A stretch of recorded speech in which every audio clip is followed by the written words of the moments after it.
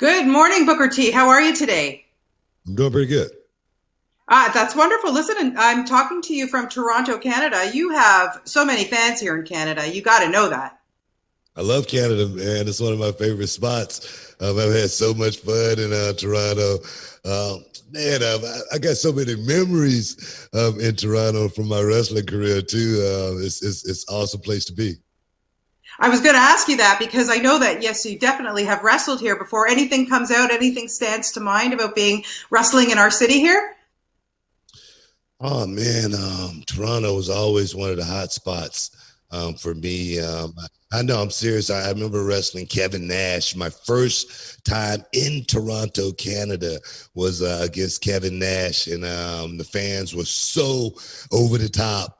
It was just an experience. It was one of those deals. Plus, the nightlife in Toronto was always like the best. I love partying in Toronto, like all night long. I'm serious. Yeah.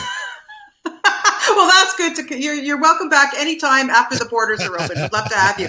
I got to ask you, this series on A&E is a wrestling fan's dream. To be able to have this opportunity to really take a deep dive into all of your lives, what was it like for you, Booker T, that when you actually found out that they were doing this? Was it something that you were excited about, a little nervous? It had to have been a little bit of a cathartic experience, I think. Yeah, they actually had to talk me into it.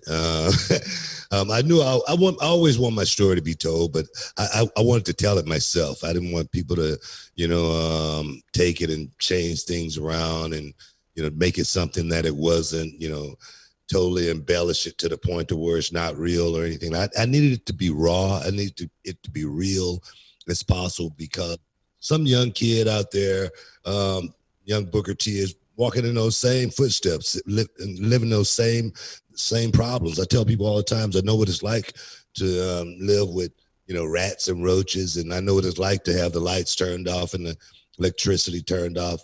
So I thought that story had to be told properly. And I tell you, George Roy, who put this thing together, he really made me proud at the end of the day because it's a feel-good story. It's a journey, and it tells that young person that if Booker T did it, I can do it too. But it's not going to be easy. I got it. Preparation is the only luck I'm going to have, and I better start preparing right now. And I think that's what it's really all about. Yeah, no, absolutely. I mean, when you look back at your life, especially when you were young and everything that you had gone through and experienced up until when you're teens and you were in jail, and there is such a story. I mean, your life should be a movie. There's no question about it. But I think at the end of the day, as you say, what an inspiration you have been to young people out there. I completely agree with you. That's got to be the most important thing. Yeah, it is. My mother always told me it didn't cost you anything to be nice to people. And I remember when I came out of prison, this man by the name of Bruce Gassard, he gave me a chance. He gave me an opportunity. He gave me a chance to earn his trust, and I did that. And this guy, if it wasn't for him, I probably wouldn't be in professional wrestling because he sponsored me to go to the wrestling school. I know I wouldn't be in professional wrestling with $3,000. And he said the only thing that we wanted out of it was for me to pay it forward and give back and do the same thing for somebody else. And now I have my wrestling school. I've had my school for 16 years and working with young people from a mentoring perspective, to have my, like one of my students called me yesterday and say, man, I got to try out, man, what's the one thing I should do? You know what I mean? And I go, no, it's what you should not do. So to be able to give, that advice to that young kid, for him to actually go on that journey that I went on, man, that feels so good for me. And it didn't cost me anything. Yeah, absolutely. You look at what you've given us in the wrestling world. Amazing. You have so many fans and so many people who look up to you. I want to know who your hero in the wrestling world is.